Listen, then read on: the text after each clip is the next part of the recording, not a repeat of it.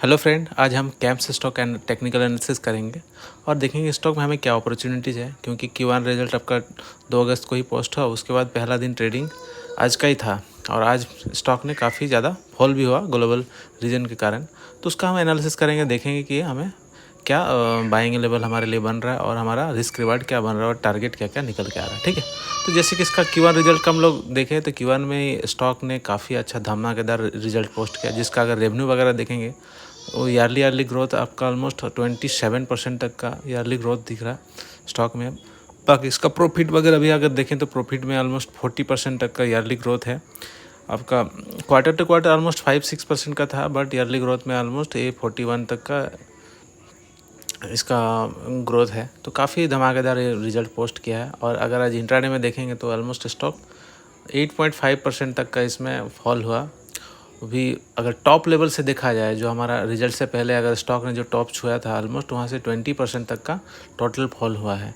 तो काफ़ी अच्छा करेक्शन दिया। इतना अच्छा रिजल्ट देने के बाद भी वो जो भी हो, ग्लोबल रीजन हो या जो भी है, अभी स्टॉक ऑलमोस्ट 4000 के आसपास ये ट्रेड कर रहा है। जो हमारा अगर देखेंगे इसका चार्ट के हिसाब से जो ब्रेकआउट बना था, लॉन्ग टर्म ब्रेकआउट इसका, तो 3850 के आसपास में ब्रेकआउट बना था और आज का ट्रेडिंग तो काफ़ी आसपास में ही है, जो हमारा ब्रेकआउट के आसपास है। और आज का गिरावट आपको सबको पता है कि एन कैरी ट्रेड के कारण नास्डाक भूलवा और नास्डाक के बाद ये आपका इंडियन मार्केट, एशियन मार्केट, सब जगह ही आज मार्केट का सिनेरियो सेम ही रहा है।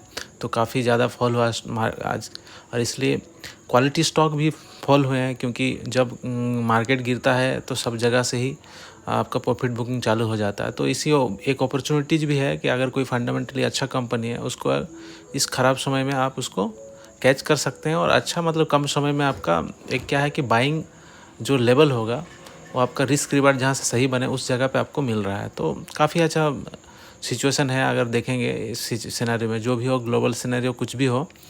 बाकी अगर स्टॉक अगर देखेंगे ऐसा सब जो समय मिलता नहीं, हो सकता है कि अच्छा रिजल्ट पोस्ट करने के बाद अगर मार्केट सही रहेगा तो 10% तक का गैप अप में मिल जाता है। ठीक है, तो रहा बात इसका, अगर चार पैटर्न देखेंगे तो ऑलमोस्ट अगर देखें तो कफ एंड हैंडल टाइप का पैटर्न है, बट इसमें हैंडल उस टाइप का फॉर्मेशन बना नहीं है। हो सकता है मार्केट कुछ दिन कंसोलिडेट करे तो उसे हैंडल फॉर्मेशन वहाँ बने। और इसका अगर डेप्थ देखेंगे कफ एंड हैंडल इसका ऑलमोस्ट 90% तक का इसका डेप्थ है। तो हम एक्सपेक्ट कर रहे हैं कि मार्केट कुछ दिन कंसोलिडेट रहे और यहाँ के जो कफ एंड हैंडल पैटर्न में जो हैंडल फॉर्मेशन है वो हैंडल फॉर्मेशन इस जगह पे पूरा हो जाए। ठीक है, तो एक पैटर्न टाइप का क्रिएट होगा, तो वहाँ से एक जैसे कि टेक्निकल एनालिसिस को जब फॉलो करेंगे तो मार्केट में उसका रैली भी दिखने लगेगा। ठीक है, तो ऑलमोस्ट 90% तक का अपसाइड या 100% तक का अपसाइड वहाँ से मिलेगा आपको। तो हम वेट करेंगे एक तो अपर साइड बैंड में टूटे जो मोमेंटम प्ले करने के लिए।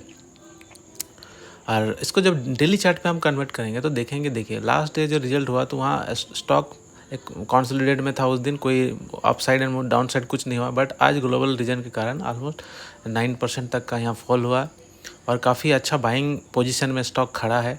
अगर आप किसी कॉन्ट्रा प्ले करना है तो यहाँ से भी प्ले कर सकते हैं, छोटा मोटा यहाँ से स्टॉप लॉस बनेगा। और नहीं तो क्या है कि थोड़ा वेट एंड वॉच भी है कि स्टॉक में अभी इस तरह का कैंडल फॉर्मेशन के बाद जस्ट बाइंग करना भी सही नहीं होगा। हो सकता है हमारा अपॉर्चुनिटी और नीचे मिले बाइंग करने का, लेकिन स्टॉक बाइंग जगह पे ऑलमोस्ट एक घूम रहा है। ठीक है, जो ऑलमोस्ट 50 डे मूविंग एवरेज के आसपास ही स्टॉक ट्रेड कर रहा है।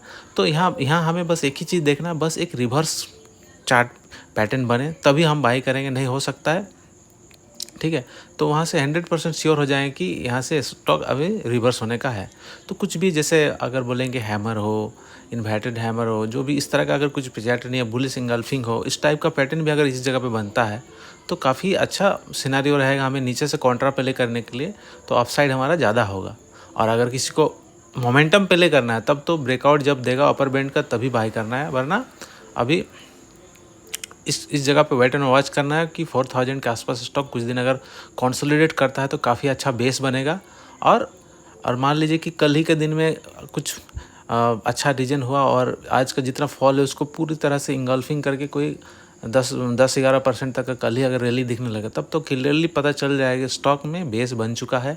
ठीक है, तो 10-12% तक का आप स्टॉप लॉस लेंगे भी तो कोई ज़्यादा दिक्कत नहीं है, क्योंकि हमारा टारगेट तो काफ़ी बड़ा है। ठीक है, और इसका बिजनेस मॉडल भी सबको पता है, इसलिए ज़्यादा कॉन्फिडेंस बनता है। ऑलमोस्ट 90% तक अपसाइड टारगेट है, तो हमें 10% का स्टॉप लॉस लेने में कोई दिक्कत नहीं होना चाहिए, अगर इस सिनेरियो बनता है कि कल अगर पूरा 10-11% से मार्केट चढ़ता है तो ठीक है।